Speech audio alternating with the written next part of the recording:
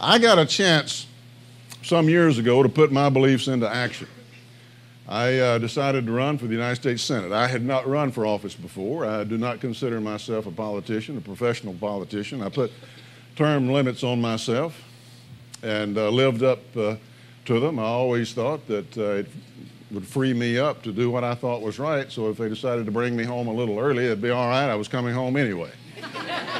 As a matter of fact, they didn't decide to bring me home a little early. They reelected me by the largest number of votes any politician had ever gotten in Tennessee. So doing the right thing winds up being the good political thing, too. A lot of folks could take note of that. Every once in a while, they'd have a 99-to-1 vote. I'd be the one, based usually on these federalism grounds. I say, okay, that's a great idea, maybe, but why should the federal government be doing that when it can't do the things it's supposed to be doing correctly? So we went to Washington, found out that there are a lot of other people got elected around the country based on these same principles, that the American people were receptive to them, just like they had been back in the 80s.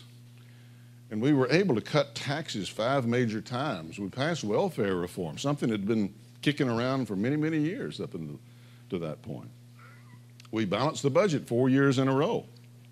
We stood tall for the Second Amendment, back when it wasn't always an easy thing to do. We won that political fight, and you don't hear much coming out of Washington about that anymore because of that. We fought for good, solid, conservative judges who would abide by the law and the Constitution instead of making it up as they go along, which is, I think,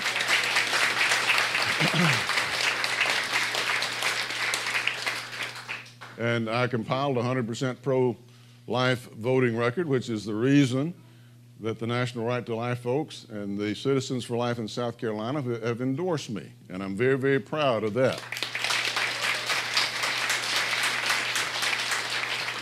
And when I was in the Senate, I spent quite a bit of time on matters of national security because I felt that that was the one single most important thing to my country.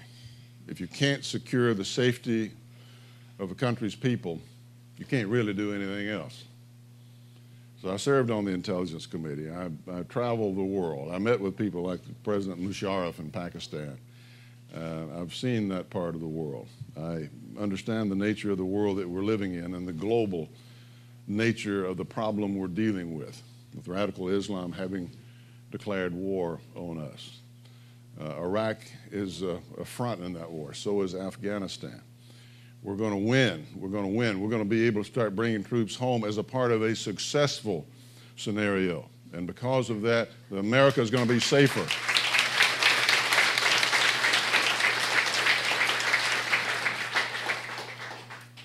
When they brought up the Homeland Security bill, I managed the Homeland Security bill for the Republicans on the floor of the United States Senate. We passed that bill, reorganized the government in a way that hopefully has helped us be safer. We haven't had another attack since September 11, and I like to think that part of the reason is that and is what we did.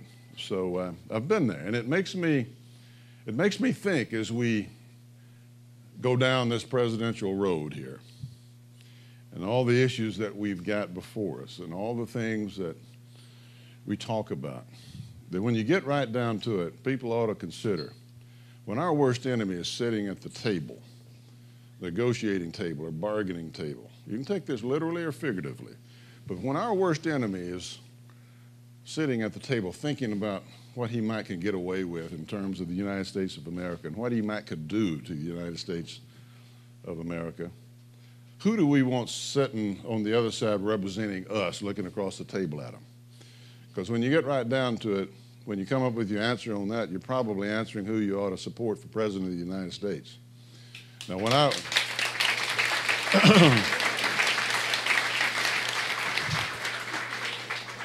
I left the United States Senate, I didn't leave public service. I had an opportunity to develop a little avocation as we went along. Because of a case we had in Tennessee, and I took on a corrupt governor and state administration, they made a movie about it, and I wound up playing myself in the movie. So I had a little. That's how I got into the movie business, and As I like to say, every time there for a while, when they wanted somebody who was tall and would work cheap, they'd call me. So when I left the Senate, I did a little show called Law and Order. But I also had...